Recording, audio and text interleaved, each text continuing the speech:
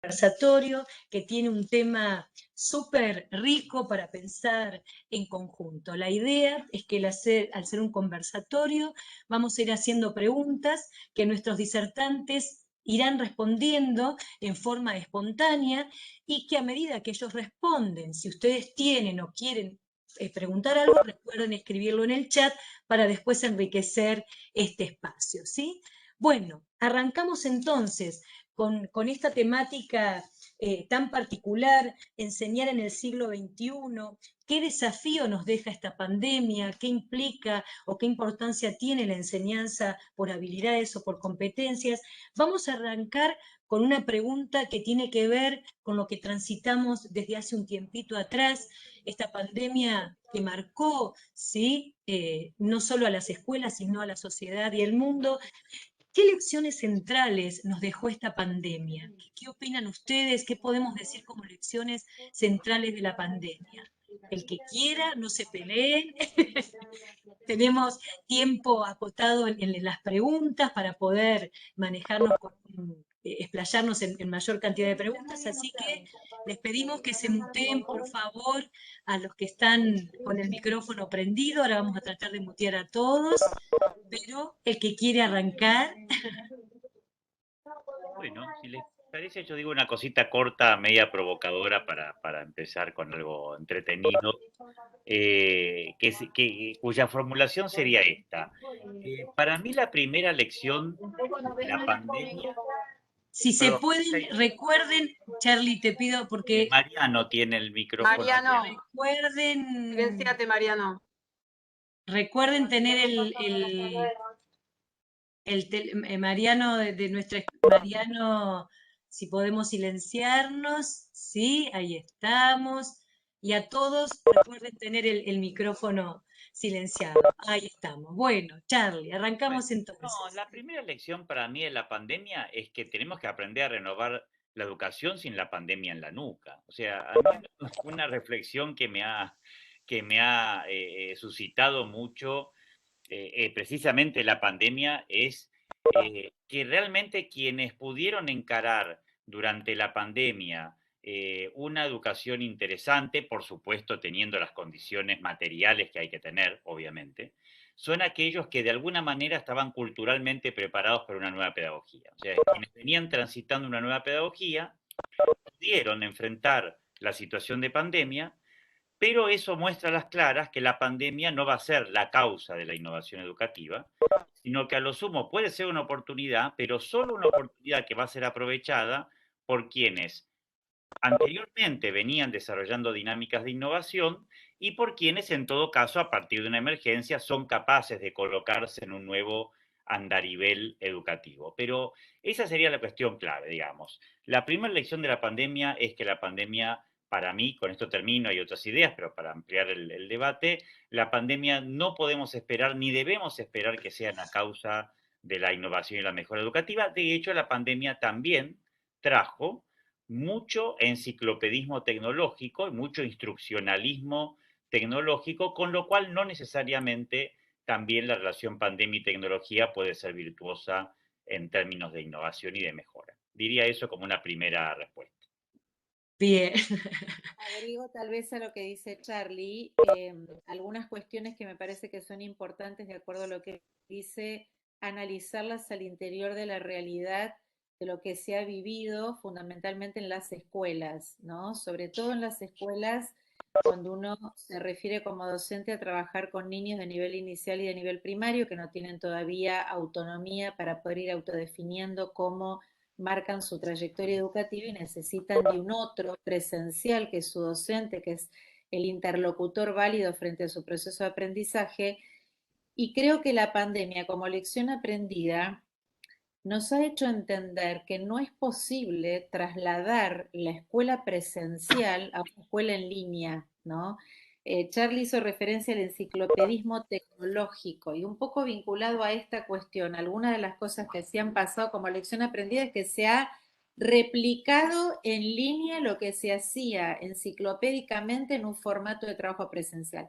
Entonces, tal vez un aporte significativo que creo que es interesante analizar a la luz de esta pandemia que nos trajo una bimodalidad para la que no estábamos acostumbrados en el sistema educativo formal, sobre todo en las escuelas, es justamente mirar qué es lo que vale la pena realmente enseñar en la escuela y qué es lo que vale la pena enseñar en un contexto virtual y en un contexto de un trabajo presencial que tiene distinciones significativas y muy notorias. Bien, Freddy. Yo eh, adhiero a todo lo que dicen, la verdad que es súper interesante y te agradezco, Charlie, esta provocación inicial. Yo coincido, es que no le pidamos a la pandemia lo que la pandemia no es, o sea, lo que hizo la pandemia fue blanco sobre negro, estaba. Quizá nos marcó con un resaltador cuáles son las virtudes y los defectos de la escuela, y lo que nos obliga ahora es a dar una respuesta, porque se puso en evidencia cosas que se suponían. Entonces, digo, lo que la pandemia nos trajo es primero la centralidad del rol docente en el proceso de enseñanza-aprendizaje. O sea, los chicos solos no van a aprender si no hay quien lidera ese proceso. Aprenderán, pero no es un proceso de enseñanza guiado con objetivos específicos. Entonces, ahí nos toca a nosotros como docentes tomar ese protagonismo de ser quien guía ese proceso. Segundo, el lugar que tienen las familias y que también creo que se habían corrido de ese lugar en cuanto a proponer modelos de educación a nivel global. O sea, la familia, parecería que el lugar de la familia estaba reservado a cuidar a su niño de manera individual y a defender a su hijo cuando le pone una mala nota o la maestra le dice una cosa que no corresponde, pero no tenía por qué intervenir en política educativa. Y el rol que cubrieron las familias en poner sobre la mesa Pregunta, la ¿no? política educativa a través de la La gente presencialidad, me pregunta. parece que es importante. Mariano Micenta, por favor, silenciarse, gracias. Y tercero, la tercera cuestión que pone blanco sobre negro es lo perimido que estaban nuestros modelos didácticos. Esto que trae Gabriela me parece muy importante. Este currículum tan extenso, tan abigarrado, que en realidad nunca se cumplía, está claro que nunca se cumplía, pero estaba como un como sí, ¿no? Parecía que sí se tenía que cumplir o que sí debía cumplirse, y lo que quedó en evidencia es que no se cumplió en pandemia y no se cumplía antes también, o tampoco, digamos. Entonces, esto me parece que son los tres temas que a mí más me interesaría ahondar. El rol docente en cuanto a la gestión del aula concreta, el rol del currículum, de los nuevos currículum y cómo repensarlo, y cómo articular una política pública que tenga en cuenta a todos los actores que están interviniendo en la acción educativa. Bien, por ahí, Freddy, enmarcaste tres ejes, sí, que nos pueden servir para analizar una segunda pregunta.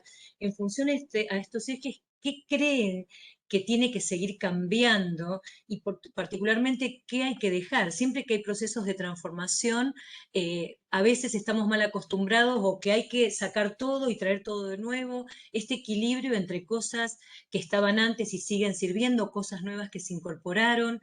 ¿Sí? ¿Qué les parece a ustedes que hay que cambiar rotundamente y qué hay que dejar? ¿Qué hay que dejar para que siga funcionando las instituciones y la escuela?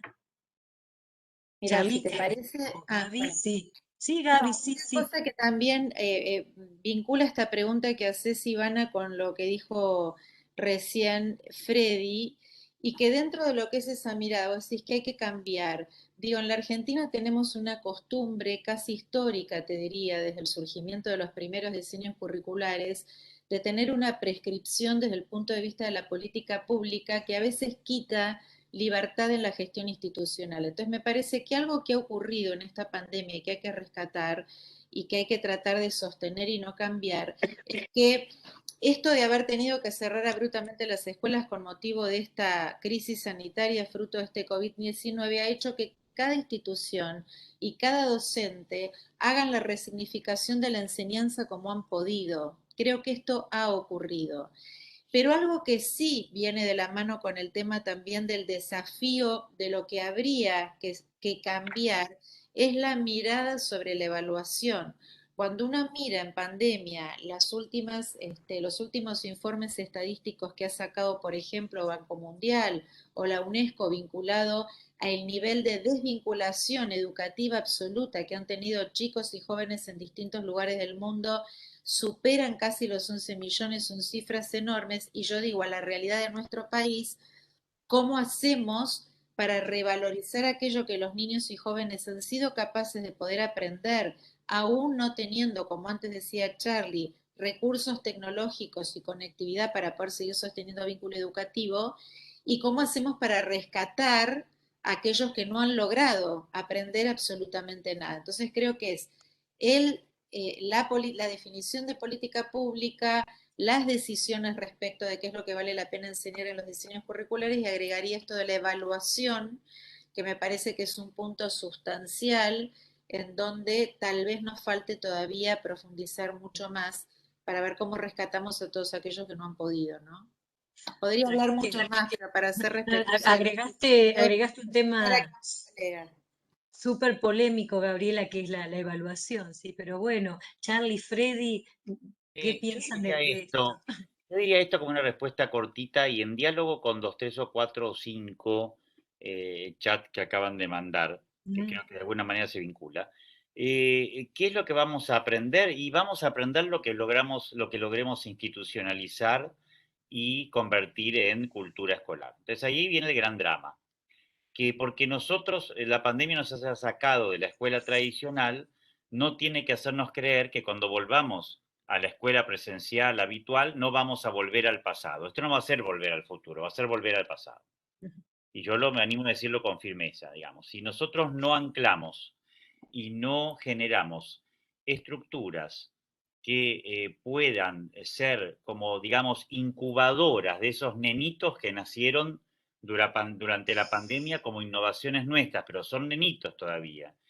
Son embrioncitos de innovación, disculpen que me exprese así, que solo van a sobrevivir si nosotros volvemos a la escuela tradicional que todavía tenemos, porque no la hemos cambiado de raíz, y tampoco la vamos a cambiar radicalmente. No es fácil porque tiene muchos elementos estructurales, incluido lo salarial vinculado a eso y lo temporoespacial que quedó clarísimo. Necesitamos entonces, dentro de esas estructuras tradicionales, empezar a generar incubadoras para que esos cambios que fueron experiencias nacidas durante la educación totalmente virtual empiecen a enhebrarse con las estructuras actuales. Entonces ahí la pregunta clave de directivos y docentes es cuáles van a ser esas nuevas estructuras que nosotros vamos a crear para permitir que esas prácticas que se dieron en un contexto sobrevivan en este otro contexto que es el contexto tradicional. No sé si me explico qué quiero decir. Y ahí integro un poco lo que están planteando. Porque, por ejemplo, ahí hablaban del tema de la corporeidad, de la salud mental. Todos esos aprendizajes no los vamos a retener porque uno ahora está preocupado, por ejemplo, por la salud mental porque estamos en medio de la pandemia. Cuando la pandemia se acabe, nos vamos a olvidar de nuevo de la salud mental.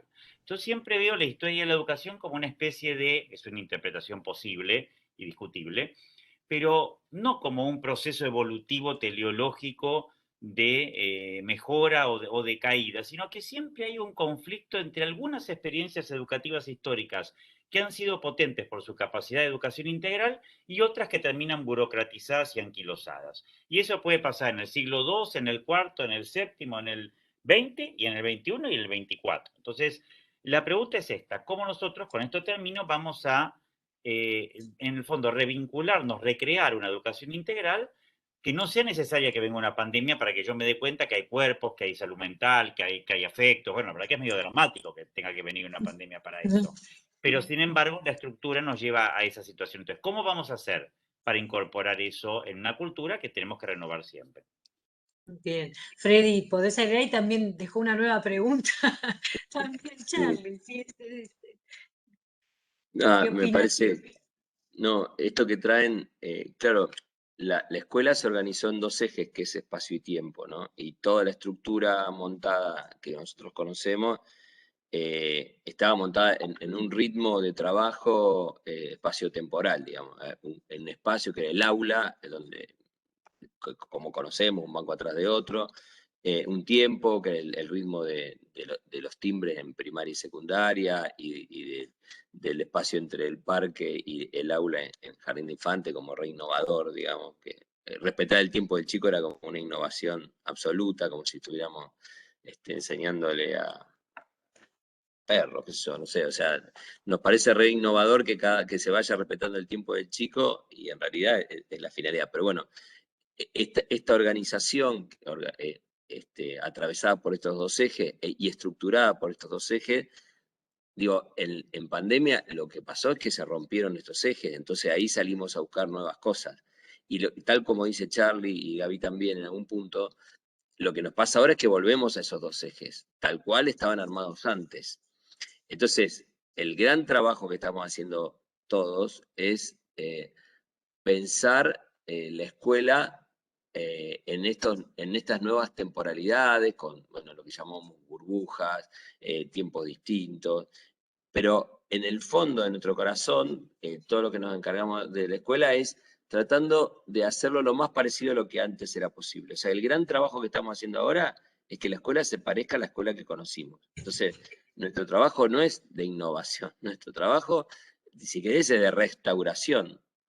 Y entonces la escuela va a ser una escuela restaurada, en el mejor de los casos, y no dinamitada. Lo que generalmente está pasando es que las escuelas están dinamitadas, o sea, no encuentran respuesta a cómo organizar y la discusión que hubo en la Argentina durante todo este año y la que hubo en el resto de Latinoamérica era a ver cómo se ganaba más presencialidad, digamos, ¿no? Esa era la gran discusión. Y, y, y entonces uno veía y recorría escuelas y pasaban cosas como, bueno, hay que dividir los cursos en dos y lo dividían de 7 y 7. O en lugar de, bueno, cosas así, ¿no? En lugar de ganar más presencialidad, porque nosotros estábamos convencidos de que el alumno tenía que estar en la escuela. Entonces, lo que yo me pregunto es si no tenemos que dar un paso atrás y volver eh, a repreguntarnos cuál es el rol de la escuela, cuál es el objetivo de la escuela. Y en todo caso, cuál sería la mejor manera de cumplirlo. Entonces, me acuerdo que hay un texto de Gardner que dice, a veces siento que vino una extraña figura que nos hizo armar organizaciones que van en contra de lo que los pibes quieren, en contra de lo que la lógica más racional debería pensar para que los chicos estén mejor y para que aprendan mejor. Y se armó una escuela, digamos, ¿no? Que es una máquina rara, porque pone, ¿quién dice que el ritmo de aprendizaje se corta cada hora? ¿Quién dice que el cúmulo de materias una tras de otra es mejor para producir un aprendizaje? ¿Quién dice que estos currículum abigarrados que Gabriela trajo y que también trajo un tema que es súper transversal, el modo de evaluar, mirando solo lo que falta y no lo que se construyó, sea el mejor modo de que los chicos aprendan, digamos, si ya toda la neurociencia, toda la pedagogía moderna, toda la pedagogía contemporánea habla de otra cosa.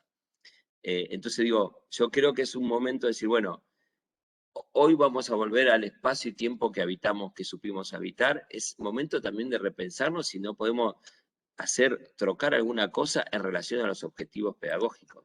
Digo, la novedad de que el jardín sea, digamos, más innovador en su propuesta didáctica es solo porque se fundó bajo otro paradigma didáctico que el de la escuela primaria y secundaria. Entonces, digo, si ahora tenemos que refundar, lo primero que tenemos que cuestionarnos es cuál es el paradigma didáctico que nos avala para hacer lo que hacemos, y no porque siempre se hizo así.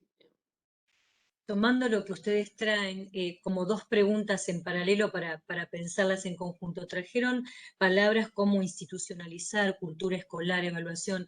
Freddy hablaba de la dimensión del tiempo y el espacio que forman parte de lo que es la cultura escolar. Charlie traía el tema de institucionalizar, de armar incubadoras. Gabriela traía el tema de una mirada que tiene que contemplar la evaluación desde un lugar diferente. Las escuelas como instituciones sostienen, acompañan, enmarcan, arman proyectos, pero particularmente como institución deben generar proyectos adecuados a la realidad que se vive, ¿sí? ¿Cómo creen que tiene que ser la escuela ahora? Todos hablamos de que no era necesaria la pandemia para generar un cambio, que se venía pidiendo un cambio fuerte. Bueno, vino esto. ¿Qué es esto de las rutinas institucionales? ¿Cuáles tendrían que seguir?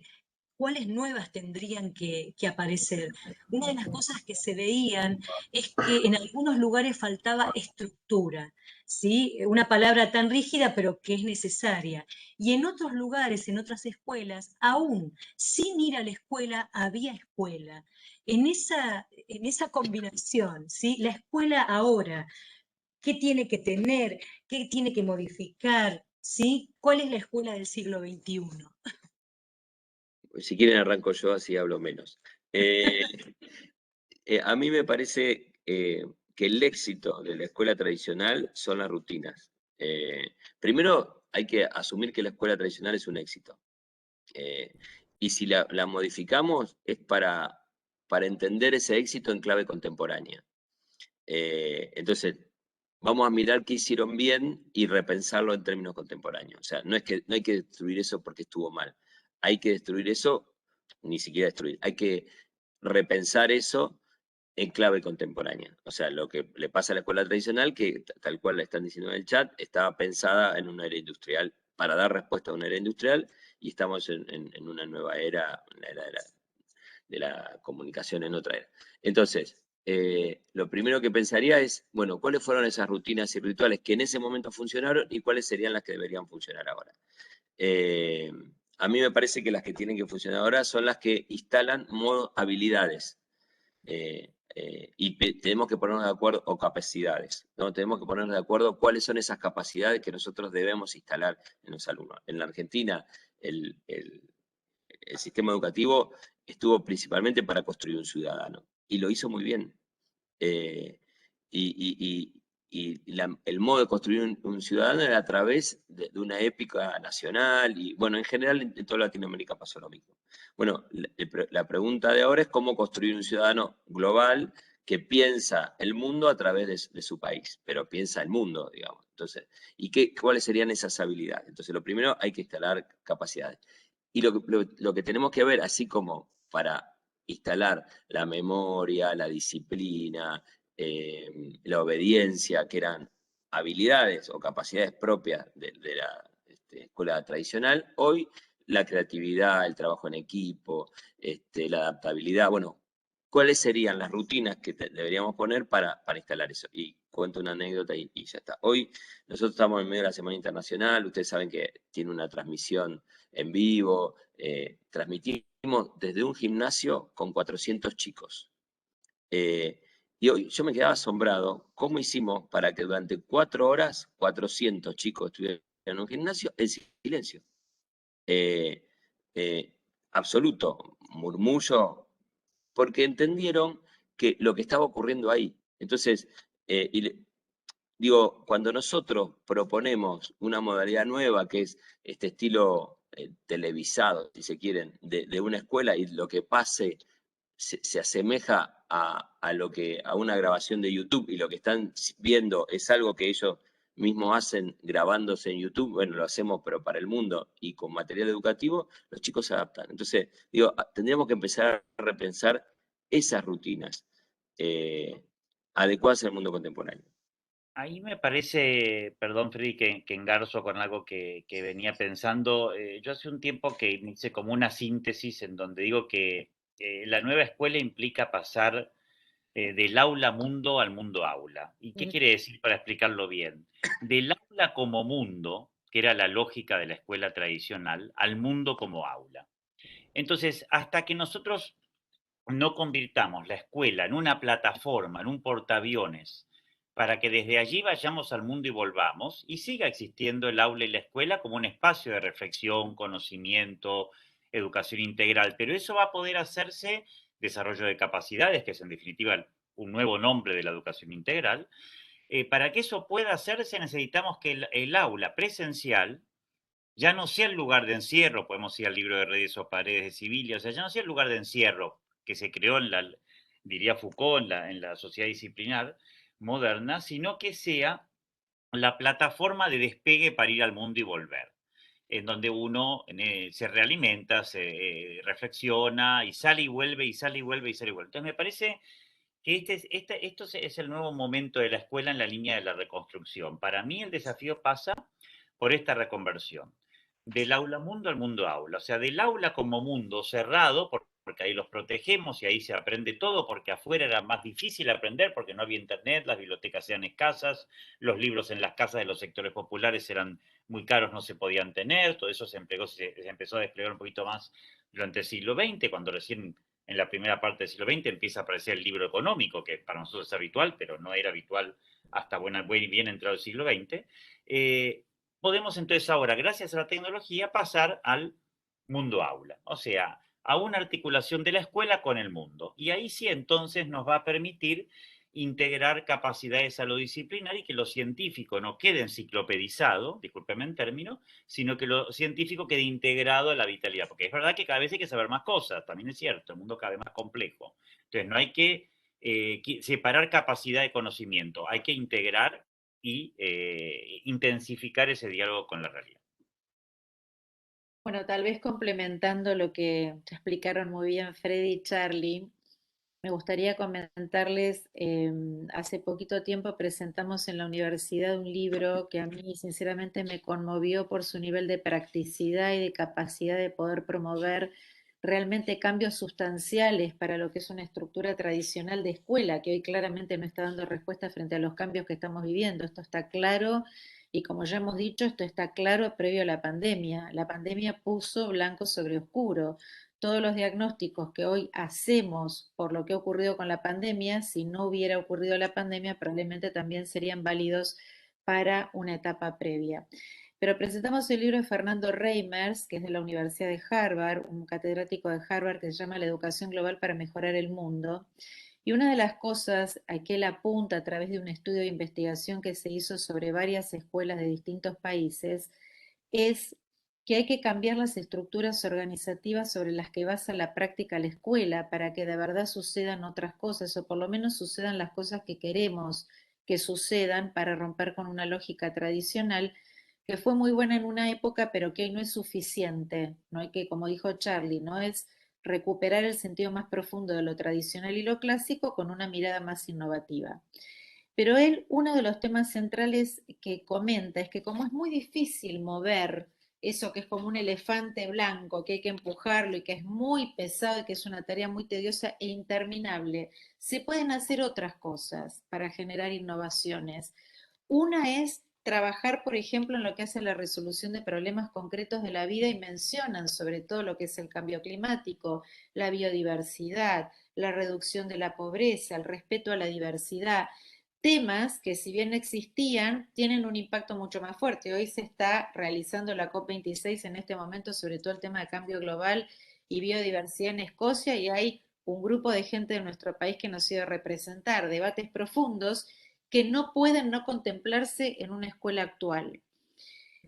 Entonces, resolver problemas concretos que tiene que ver de alguna manera con trabajar con habilidades. Y otro ejemplo que me pareció muy interesante de Tony Wagner, que es el referente del área de innovación de la Universidad de Harvard y que dice hoy hay una nueva capacidad fruto de la pandemia que es la adaptabilidad al cambio.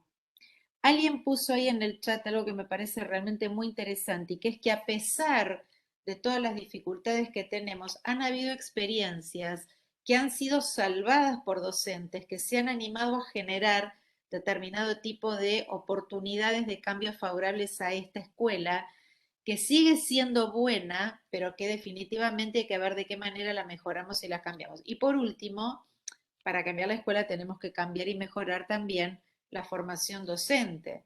Y para cambiar la formación docente tenemos que tener una mirada muy específica, no en ese bagaje enorme de diseños que define la política educativa curricular, sino que tenemos que tener como otra capacidad para hacer esto que decía recién Charlie, que también lo comentó Freddy.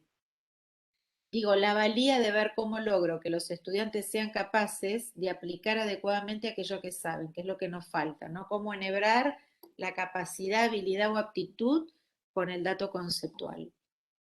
Que Bien. me callo porque si no Y se hace muy largo. Pero da para mucho más. Es un tema realmente muy profundo el tema del cambio escolar. Porque aparte, perdón, Charlie, estamos pasando de un paradigma en donde la educación y la escuela en la Argentina nació 100% presencial a una escuela virtual en donde en realidad no es una virtualidad, es una mediatización de la institucionalidad escolar a través del uso de recursos tecnológicos, que es otra cosa.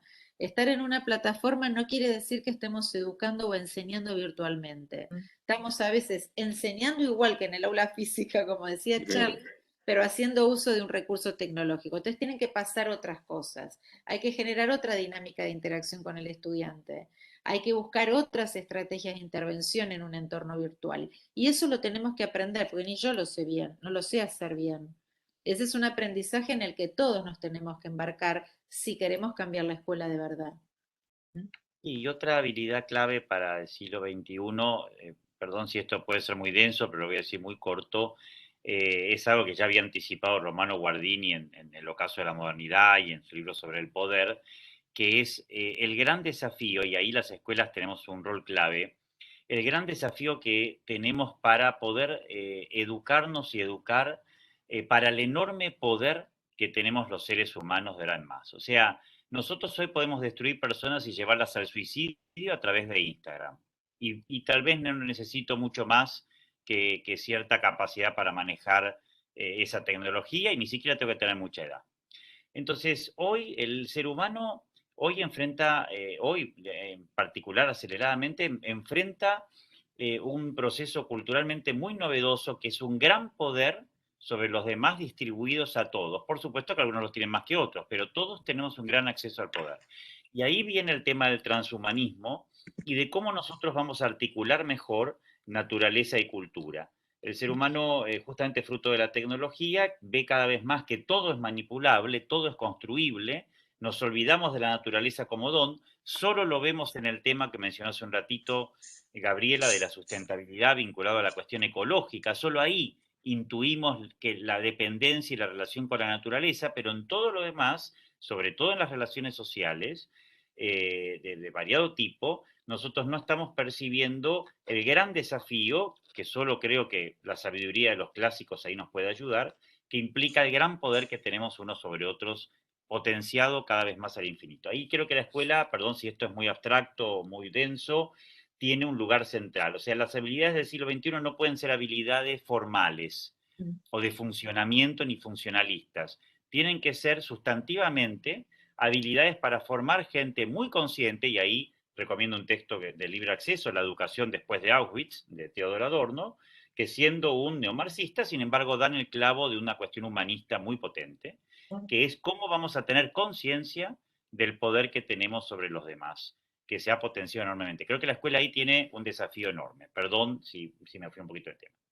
No, no. Me quedaba pensando porque se entrelazaron los temas y es como que fuimos mirando la educación, la escuela y después bajamos a algo más concreto, el aula y el aprendizaje, ¿no? Y en este marco, ustedes marcaron la necesidad de seguir sosteniendo o modificar rutinas, que en las escuelas tiene que haber rutinas, ¿sí? Pero repensarlas a la luz del mundo contemporáneo, cambiar las estructuras organizativas y empezar a pensar un modelo de enseñanza y aprendizaje que permita la adquisición de estas habilidades, bueno, globales. Pienso y les pregunto, ¿no?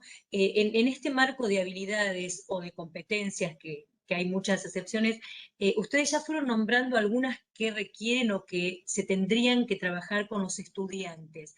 Quizás por ahí focalizar en otras más que a ustedes les parece que son claves. Y me quedo pensando también en lo que trajo Gabriela, qué pasa con la formación docente y con los docentes, ¿no? Porque si tenemos que enseñar de una manera diferente, si hay que enseñar habilidades, si hay que trabajar con problemáticas del mundo. ¿Qué hacemos con los nuevos docentes? ¿Qué habilidades tienen que tener estos nuevos docentes? ¿Y qué pasa con los docentes que ya están en acción? ¿Cómo se hace para trabajar con habilidades docentes y de estudiantes? Les dejo abierto el interrogante. El que quiera. No sé, el que quiera. Bueno, Y nosotros, hay a una ver, cosa ¿querés que hablar diría, vos? perdón, cortita, sobre la base de un comentario también de Agustina y retomando algo que mencionamos antes, creo.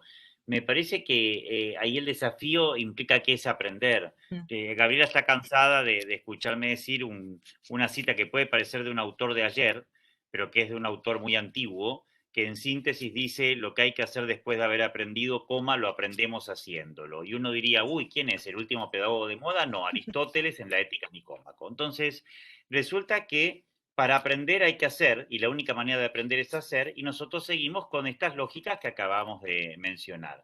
Y esto tiene que ver con lo que dice Agustina por ahí. Me parece que si nosotros somos capaces de vincular escuela y vida, escuela y mundo, formar para un proyecto de vida, que eso es efectivamente lo que tenemos que hacer, formar por un proyecto de vida en común, podemos desde ahí repensar el currículum. Con Gabriela hacemos mucho diseño hacia atrás. Me parece que nosotros tenemos que ver hacia dónde, cuál es nuestro perfil de egresado y dejar de desconectar perfil de egresado y currículum, que es lo que hacemos todo el tiempo. Tenemos un perfil de egresado muy lindo de la escuela y después todo el plan del currículum por otro lado. Bueno, tenemos que sentarnos a repensar esa conexión de un perfil de graduado conectado con el mundo y con la vida y con un proyecto, y por lo tanto luego un perfil de graduado ad intra conectado con un currículum repensado en función de ese perfil. Y eso nos va a llevar a la motivación, a que el joven esté adentro del proceso de aprendizaje y no afuera, el protagonismo. Pero para eso es clave esa manera o esa estrategia para repensar, no sé si me explico, la forma de diseñar la escuela, de diseñar experiencias de aprendizaje y de esa manera poder renovar. Gabriela, Sí, querías.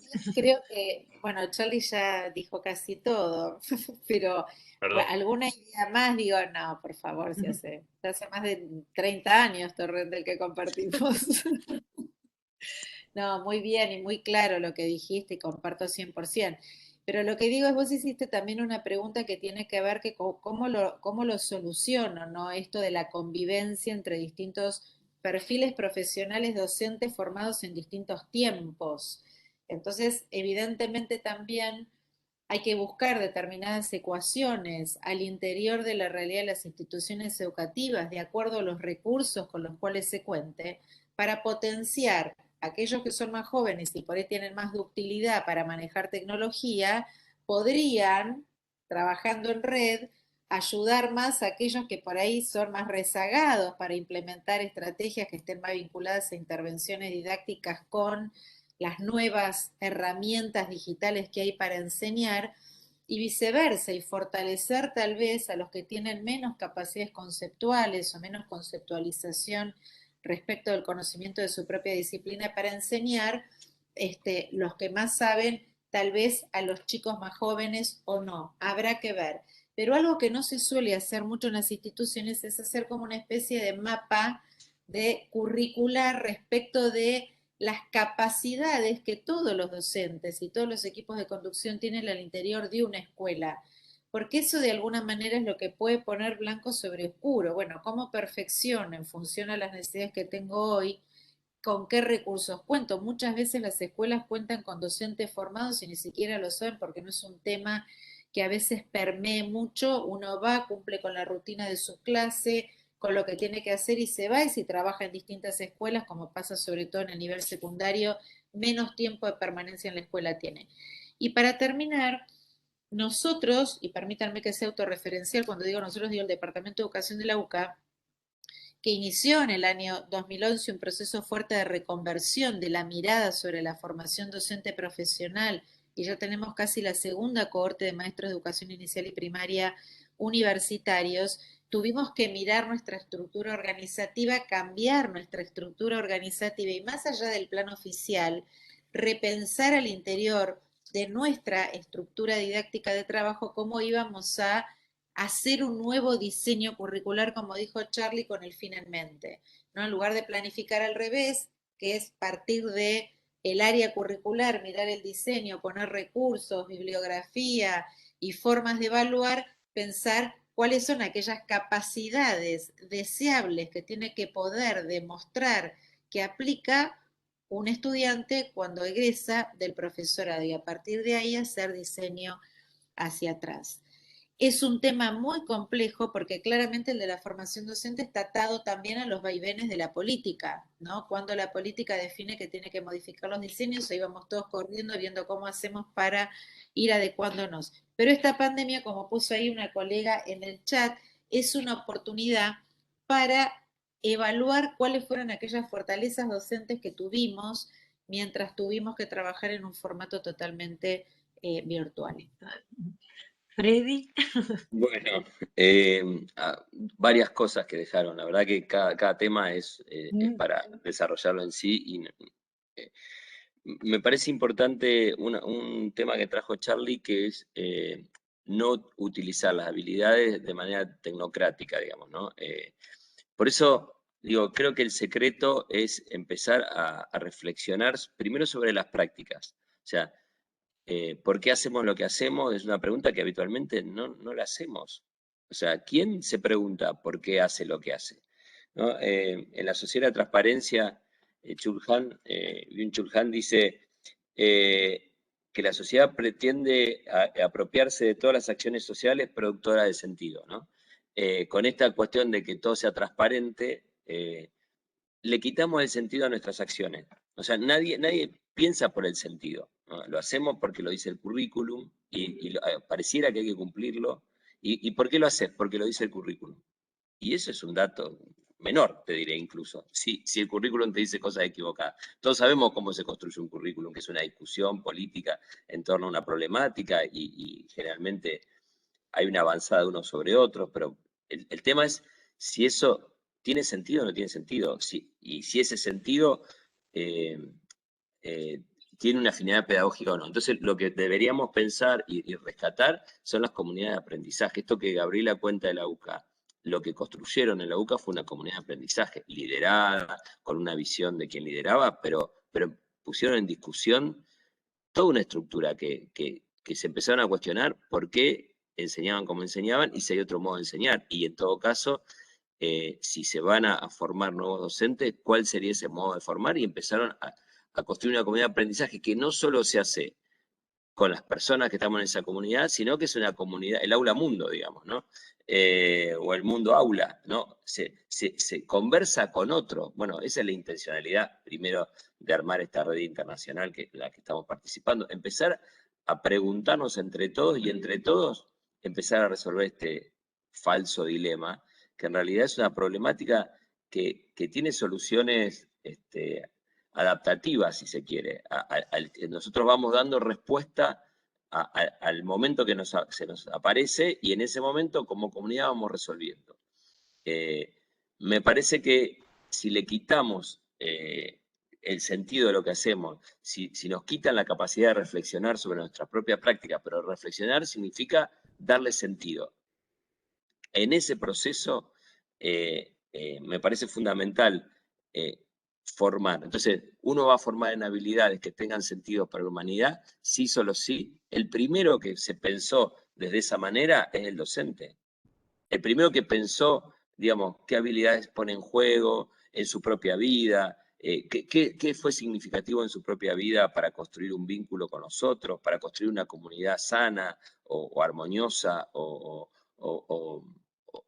por lo menos con habilidades prosociales adecuadas. Digo, si uno se pone a reflexionar sobre su propia vida, va a poder construir una comunidad que reflexione sobre su propia vida pedagógica. Entonces, enseñar no es ni transmitir, digamos, un enciclopedismo como traía Charlie al principio, ni siquiera transmitir una serie de habilidades de manera tecnocrática.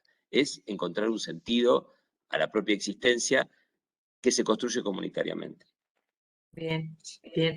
Este concepto que trae Freddy de comunidades de aprendizaje aparece como un eje fuerte, ¿sí? En estos tiempos, las redes y estas comunidades dentro de las instituciones.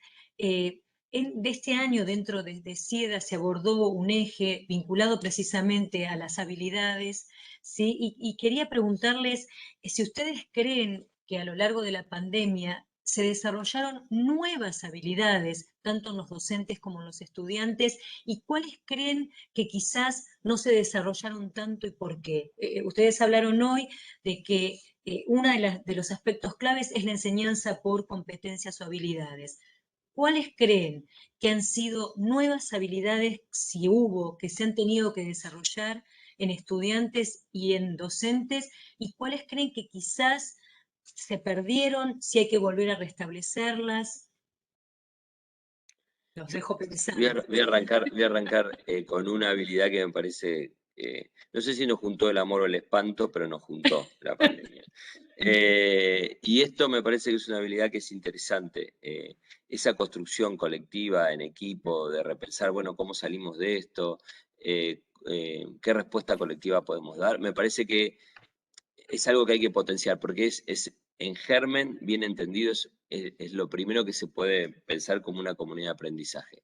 Lo segundo es descubrir que no las sabemos todas y que del error se aprende. En la escuela generalmente es bastante punitoria con los errores, ¿no? De hecho, castiga a sus alumnos cuando se equivocan disciplinarmente, cuando se equivocan en las materias. El docente, vieron que los docentes así de alma tienen como la mirada puesta en el error, donde te falta un acento, te falta una coma, es como que estamos entrenados a buscar el error.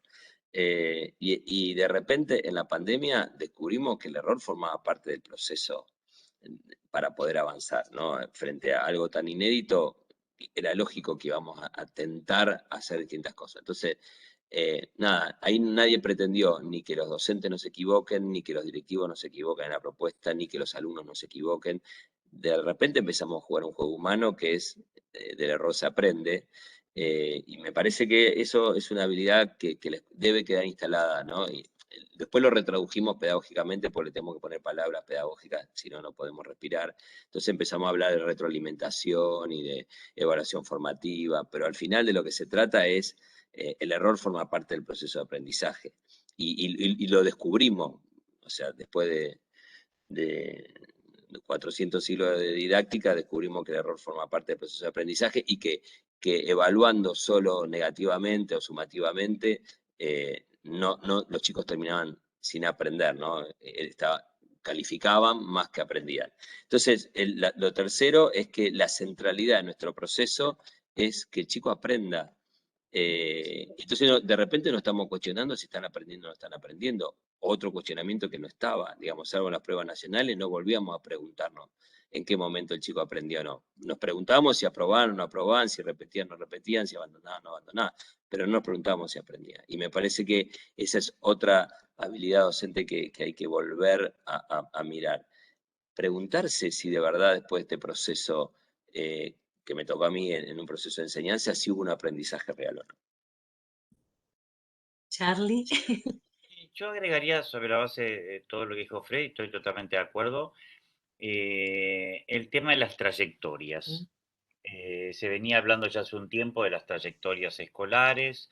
En el fondo nosotros tenemos una escuela que está vinculada a un tipo de trayectoria, que en definitiva es, entre comillas, lamentablemente todavía la trayectoria normal. Normal, mal entendido, por supuesto. Y me parece que justamente al sacarnos del tiempo y el espacio, tuvimos que empezar a ver con cada chico cómo nos conectábamos y cómo íbamos diseñando un vínculo pedagógico distinto con grupos distintos de alumnos. Tal vez no es un trayecto por cada uno, pero pudimos agrupar, empezar a aprender a agrupar trayectorias distintas por parte de los estudiantes. A mí me parece que sería muy potente que eso se institucionalice. Y ahí también creo que aprendimos, y está en relación con lo que Freddy decía recién, que resulta que, y ahí no hay tanta literatura, pero es algo que uno ha venido pensando a partir de este tema, las trayectorias resulta que no son solo de los estudiantes, también tenemos las trayectorias de los docentes, las trayectorias de los directivos, las trayectorias, y eso no lo vemos. Entonces, la escuela es un gobierno de trayectorias, es como una gran autopista donde la gente entra y sale en distintas subidas y bajadas, compartimos un tiempo común, pero nunca ese tiempo es homogéneo y entre todos. Entonces, la escuela tiene que estar preparada para ese acompañamiento distinto de los estudiantes, pero también de los docentes, de los directivos, de las familias, etcétera, y pensada como es con esa lógica de trayectorias distintas, integradas y compartiendo momentos. Ese me parece que sería un aprendizaje muy potente, que creo que se sigue un poco con otra manera de denominarlo, de lo que dijo también Freddy en algunos respectos. Y por último, me parece y ahí hay un balance, con esto termino, balance positivo y negativo, que mucho de lo que se hizo durante la pandemia, donde la virtualidad obligada, como dijo Gaby, tuvo que ver con un enciclopedismo mediado por lo tecnológico, pero también en ese aprender haciendo, que en parte señaló Freddy, equivocándonos, también se generaron algunas experiencias que acercaron más el aprendizaje a lo experiencial, a una dinámica que no era simplemente la de la pregunta y respuesta, digámoslo así en síntesis. Ojalá que esas experiencias, sobre la base de las comunidades de aprendizaje, del trabajar juntos, se multipliquen. Cuento esta anécdota solo en uno de los talleres en el sur, una directora de primario, que tenía un primario con varias comisiones, con varias aulas, contó en el año pasado, a mediados de año, que había descubierto que podían, tenían, supónganse, en segundo grado, A, B, C y D, por decir cualquier cosa, que las maestras podían planificar juntas. Y sí, claro. Ahora, fíjense qué increíble, ¿no? O sea, estuvimos juntos toda la vida dentro de la escuela y cuando estamos aislados descubrimos, claro, si tenemos 4 segundos grados, ¿y por qué no podemos planificar juntos lo que vamos a hacer? Y en todo caso después distinguimos por cada grupo algunas cuestiones, pero es lógico que en todo caso, si hay 4 segundos grados, las maestras eran un equipo de planificación. Bueno, se descubrió, a mí me dejó helado porque me sentí tonto. Yo dije, bueno, la verdad que nunca lo pensé. Entonces, y se supone que estoy doctorado en educación, entonces tendría que devolver el título. Entonces, en definitiva, me parece que eso nos muestra el poder del tabicamiento escolar y cómo lo que tenemos que ver no lo vemos porque seguimos tabicados. Y ahí, ojalá que eso podamos derribar esas paredes, no para destruir todo, como dijo Freddy, sino para reconstruir, renovar a partir de cosas que podríamos hacer y no estamos haciendo. Por supuesto que para hacerlo hay que acompañarlo. Bueno, ahora ya viene Gaby, sí, nos estamos acercando al cierre, ahí está Gaby. No, perdón. Una cosa que sumo a lo que dijeron, que ya lo explicaron y comparto 100%. Tal vez dos cosas que me parecen importantes rescatar. Una que tiene que ver con que creo que se ha generado una nueva vinculación entre la familia y la escuela, o los adultos responsables y las autoridades y docentes de la escuela, sin lugar a duda, porque los padres en casa hemos sido partícipes de situaciones que uno nunca las ve cuando los chicos van a la escuela física. Y me parece que se ha logrado otra solidaridad para con el rol docente. O sea, creo que se ha logrado socialmente reivindicar de alguna manera la figura del docente, a mi modo de ver. Creo que también se ha logrado otro nivel de horizontalidad entre los distintos estamentos que conforman las estructuras organizativas de la escuela, entre directivos, docentes, profesores. Me parece que ha habido como otra empatía en esto que decía Freddy y que también retomó Charlie, vinculado a lo que tiene que ver con una comunidad de aprendizaje o como una comunidad de práctica donde la base fundamental es ir nutriéndonos de las fortalezas de otros y mejorar nuestras propias debilidades. Y para cerrar, lo que vos dijiste, que nos preguntaste, Ivana, con respecto al tema de nuevas habilidades. Una la dije, creo que es la adaptabilidad al cambio. Otra tiene que ver con algo que alguna colega puso ahí, que es la resiliencia y esta capacidad de poder, frente a una situación que para muchas familias y para toda nuestra sociedad ha sido muy triste, de muchas pérdidas, de mucha enfermedad, porque a ver, no nos olvidemos que eso fue una crisis sanitaria que ha hecho que en la Argentina se pierdan más de 1 millón de personas. Entonces, la resiliencia, el desarrollo, darle más importancia al trabajo socioemocional, creo que se ha logrado en alguna instancia otro nivel de personalización, inclusive en la universidad, y agrego como última capacidad lo que tiene que ver con la interacción en redes. Que este es un tema, Charlie recién hacía referencia al tema de Instagram, por supuesto que da para otro tema, pero bueno, creo que también es muy importante empezar a pensar en esto como una habilidad en la que hay que formar sanamente a los niños, a los jóvenes y nosotros como adultos también. Bien, cuánto para seguir charlando, sí, pero se nos pasó la hora, estamos llegando al cierre. Solo para cerrar, les pido, en honor al título de la charla, para cerrar, ¿Cuál es el desafío más grande que ustedes ven para adelante de la educación, de la escuela? ¿Qué les pasa por la cabeza ahora? Desafío para adelante y con eso cerramos y abrimos si hay alguna otra pregunta, el que quiera. Una Veo cosa que muy Charlie se cortita. acomodó. Sí, digo una cosa muy cortita, que lógicamente por mis intereses tal vez no está directamente vinculada con la escuela. Yo creo que el gran problema que tenemos es extraescuela, no solo intraescuela, que es el sistema educativo y la política educativa. Entonces ahí tenemos un drama enorme, porque la política educativa y el sistema, vieron que está ese chiste famoso de que hay escuelas del siglo XIX, maestros del XX y alumnos del XXI, y ese chiste olvida que tenemos políticas educativas que eso sí creo que claramente es cierto del siglo XIX, o mejor dicho, ojalá que fueran las del siglo XIX, porque muy bien no sé cuáles son. Entonces ahí tenemos un problema grave, que es cómo vamos a tratar de abajo hacia arriba, porque de arriba hacia abajo no va a venir, de abajo hacia arriba, como las escuelas y los docentes van a desafiar a la política educativa y a los funcionarios, Freddy en eso tiene mucha experiencia, para justamente que logren hacer una política educativa ordenada a la escuela y no una escuela ordenada a la política. Y encima una política absolutamente formal, mal entendida, muy ordenada, un debate público superficial, en fin, yo en eso estoy la verdad que medio enojado y medio molesto también con los medios en esa cuestión, porque se suscitan debates y experiencias que no sirven absolutamente para nada, desvalorizan las escuelas, no ponen en valor lo que se está haciendo, etcétera, etcétera, más allá que por supuesto en todos lados hay luces y sombras. Entonces me parece que tenemos un problema grave que no sé cómo se resuelve, pero creo que el único camino es cómo de abajo hacia arriba vamos a asociarnos para marcarle la cancha a la política educativa para que lo hagan mejor, porque si no, el sistema educativo es un limitador estructural de la buena educación y tendría que ser quien nos den las condiciones para que eso pase y no lo contrario. Y no me refiero a ningún partido en particular, es absolutamente transversal la escasa visión de acompañamiento de la política educativa hoy. Gobernar un sistema educativo es, en la línea de lo que ha hablado Gabriela, gobernar es acompañar el protagonismo de la escuela.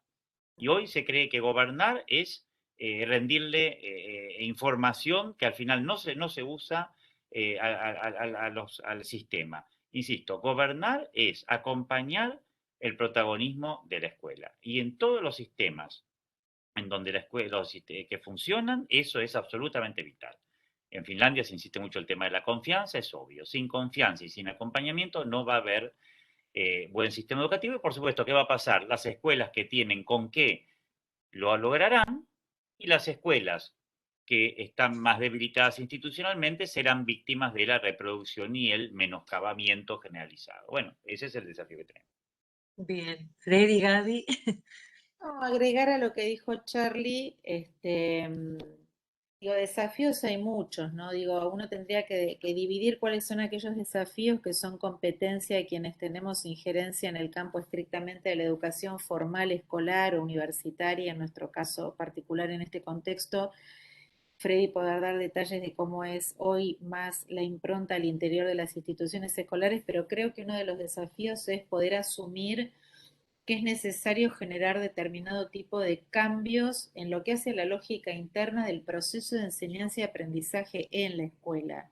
Digo, no hay una cultura escolar que esté como secuenciada y articulada, y en esto tiene mucho que ver el tema del seguimiento de las trayectorias que traía Charlie vinculado a una de las rutinas centrales que tiene la escuela, en esto de las trayectorias escolares de los chicos, pero digo, ¿cómo hacemos para que esta vuelta, cuando el año que viene sea una vuelta que entendemos va a volver a una etapa previa a lo que era la pandemia, pueda significar un cambio para la escuela en su manera de pensar la enseñanza, en su manera de articular las tareas de los docentes, en su manera de generar otro tipo de alternativas de intervención en el aula que permitan que hayan algunas instancias en las que se tenga que trabajar digitalmente y que se reivindique la importancia que tiene la enseñanza presencial. ¿Para qué? Para que se hagan qué cosas.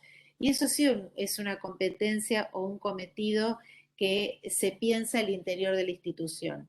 La política, como dijo Charlie, no siempre juega a favor. Me parece que en este contexto de pandemia se ha exacerbado enormemente la cantidad de producción de documentos curriculares en todas las provincias pasó, también en el gobierno nacional, que lejos de ayudar a que la escuela pueda hacer esta tarea de resignificación de lo que vale la pena enseñar, generó todavía mucha más confusión. Entonces, un gran desafío para el retorno es cómo hacemos para entender dónde está posicionado cada estudiante y qué es lo que necesita para tener completud en la trayectoria que le corresponde en función a su etapa evolutiva y al grado del año en el que esté, y cómo logramos sostener una comunidad de enseñanza en donde logremos entre los docentes articularnos más en nuestra tarea de planificar, de implementar esa planificación y de evaluar los aprendizajes de los estudiantes. Gracias. Freddy, para cerrar. Bien. No sé si para cerrar o para abrir. Yo coincido en la línea de lo que trajeron. Charlie mira la política educativa desde la política.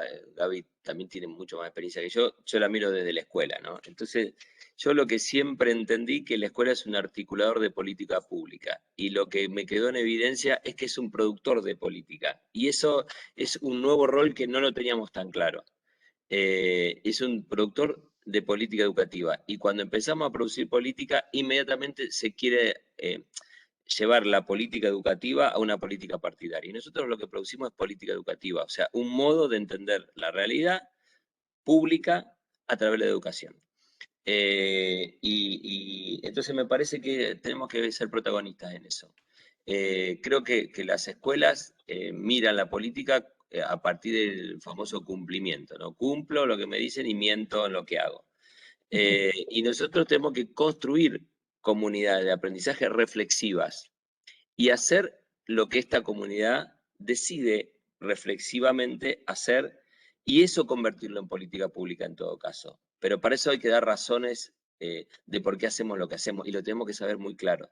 Entonces me parece que el gran desafío es construir una comunidad que pueda reflexionar sobre su práctica, que sea seria en esa reflexión, que sea consecuente, que no haga lo más fácil o lo que le conviene, sino lo que debe. Lo que debe en nombre del derecho de los niños y de las niñas a las cuales se debe, ¿no? Nosotros no nos debemos a cumplir el último papelito o la última burocracia, nos debemos a garantizar los derechos de las niñas y niños a ser educados adecuadamente.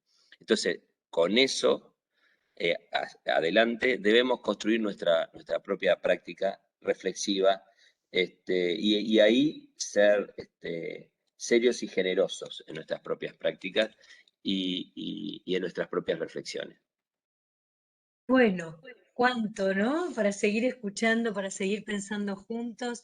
Ya estamos terminando, ya se nos terminó el tiempo. Les agradecemos a Freddy, a Charlie, a Gabriela por hacernos pensar a nosotros mismos, a la política, a la escuela. Bueno, tocamos todas las dimensiones.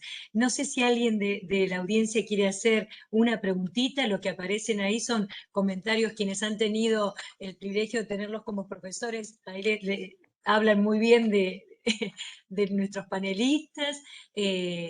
Hay una parte en el chat que dice pensar en mejores aprendizajes, que tiene que ver un poco esto, todo lo que están diciendo tiene que ver con que todos puedan aprender, ¿sí? Con que el centro de la educación son los estudiantes, son los chicos, y desde ahí focalizar las políticas, las miradas, la escuela, todo. No se debe perder el rumbo, y el rumbo está en ese nene que está sentado, ese nene, ese adolescente, ese adulto que está sentado frente a nosotros, porque la educación abre la cabeza, el corazón, las manos para transformarnos, ¿no? Y en este lema de la Semana Internacional, que el amor, solo el amor transforma el mundo, creemos que la educación es un acto de amor que nos transforma y transforma el mundo. Así que desde ahí les agradecemos. No sé si alguno quiere hacer alguna pregunta, aprovechen, y si no, Muchas ¿no? gracias por los comentarios tan lindos que ponen en el chat. La verdad que a uno lo estimula a seguir adelante, ¿no? En esta convicción profunda que tenemos de tratar de dar de lo nuestro lo mejor. Y que creo que a pesar de todas las dificultades que tenemos en nuestro país hoy y que nos aquejan mucho a todos, independientemente de los niveles, de las profesiones, la única esperanza que nos va a permitir, vos hablabas de amor y de educación, la única esperanza que tenemos como sociedad es dejarles un futuro mejor a nuestros hijos, a nuestros sobrinos, a nuestros alumnos, a quienes tienen nietos, no tenemos otra opción. Así que ojalá que esto sea una oportunidad de verdad y una bisagra de cambio para romper con tanta brecha política, ¿no? Y que se reivindique un poco más la autonomía, como dijo Charlie y Freddy, de las escuelas y de los docentes. Hay que confiar más en la capacidad de resolver los problemas en las escuelas con sus directivos y con sus docentes. Muchas gracias. Un No, placer. Buenas noches. Yo Quería quería- primero que todo, mucho gusto y nada, quería agradecer porque es la primera vez en toda la carrera que tenemos una charla. Soy nueva, me uní este año y la verdad que es apasionante. La verdad estoy maravillada, siempre lo hablo con Ivana y con mis compañeras que nos cambiamos este año. Cambiamos para mejorar, buscando contención, amor y bueno, la verdad que desde mi lugar quería agradecer porque es apasionante ver cómo ustedes desean y quieren a través del amor, de la construcción y de ver el lado bueno de las cosas, de por qué se cambió y cambiar el paradigma, la mente de nosotros, de los formadores, ¿no? De los futuros docentes, algunos ya estamos ejerciendo y nada, es muy lindo. La verdad que muchas gracias de corazón. Una cosita que me quedó, bueno, yo también quiero agradecer a todos por el chat, por todo lo que pusieron, pero una cosita que siempre me quedo pensando después de estas charlas que hablamos a nivel general, ¿qué hacemos mañana? ¿No? ¿Qué hacemos en concreto mañana? Y yo creo que lo primero que tenemos que hacer, para mí, lo pienso para mí, es primero reflexionar sobre mi clase, la que tengo que dar mañana. Si sirve para algo, si no, y ponerla en tensión con otros colegas, con otras escuelas, con otros especialistas, ponerla en tensión, repreguntar, che, esto que lo ves, que esto como lo ves. Nosotros somos oculteros de esas cuestiones, ¿no? Esto que dice, no me di cuenta, lo que decía Charlie, no me di cuenta que la de al lado podía planificar conmigo, yo no me di cuenta que puedo consultar con un colega las cosas, ponerla en tensión todo el tiempo y armar una comunidad que ponga en tensión todo el tiempo sus propias prácticas.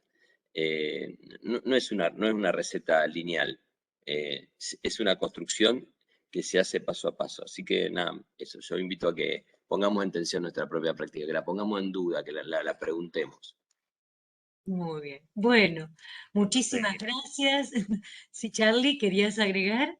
No. Agradecerle a Freddy, que fue muy lindo esto último que dijo, porque hay que ir a lo concreto y a la reflexión sobre lo que hacemos todos los días, que es la mejor manera de empezar el cambio, por más que parezca minimalista. Hay un librito de Michel de Certeau que se llama La invención de lo cotidiano, que él escribe precisamente para mostrar que lo que pesa no es el estructuralismo, las grandes estructuras. Todos podemos inventar en lo cotidiano cosas espectaculares, pero tenemos que estar con esa lógica y esa predisposición que Freddy señaló, creernos inventores de lo cotidiano, y eso cambia todo. Buenísimo. Bueno, aquí estamos, ¿sí? A pensar en mañana, en cosas quizás chiquitas, pero activar este motor de cambio que siempre tiene la educación. Mil gracias, Gabriela, Charlie, Freddy, por este espacio tan hermoso. Mil gracias a todos los que nos acompañan. Bueno, y nos seguimos viendo en esta Semana Internacional que termina mañana y que nos deja siempre cosas para rumiar, para pensar y para seguir transformando. Muchísimas gracias a todos. Nos vemos mañana a los que siguen las capacitaciones y actividades de la semana. Mucha suerte a todos. Gracias. Gracias, Charlie. Gracias. Buenas noches. Gracias. Buenas noches a todos. Muchas gracias. Buenas noches. Gracias a Gracias todo a Guatemala, todos. México, un gusto enorme, Argentina. Gracias. Gracias. Brasil. Bueno, sí. Brasil, Paula.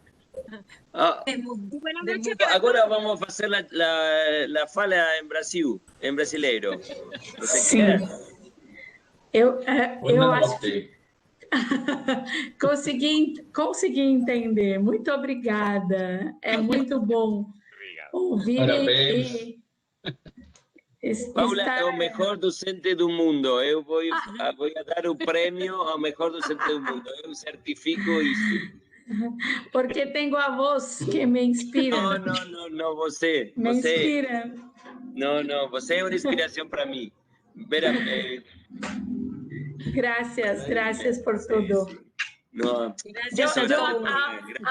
ahora voy al fogón que me he inscrito Sí, con sí. mi canción. Me voy a... Muy bien, no. sí, sí. Adiós. Chao. Hay un fogón internacional de estudiantes ahora, sí, Sí. una propuesta interesante. Bueno, ahí te vamos a acompañar. Muchas gracias a Adiós. todos. Gracias. Chao, Paula. Impecable, Abrazo. impecable y buena su coordinación. Muy bien. Chao, Bueno, Gracias. buenas noches. chao, gracias a Chao. todos, muchísimas gracias. Ahí van Adiós, adiós. saliendo. Adiós. Mientras se va diciendo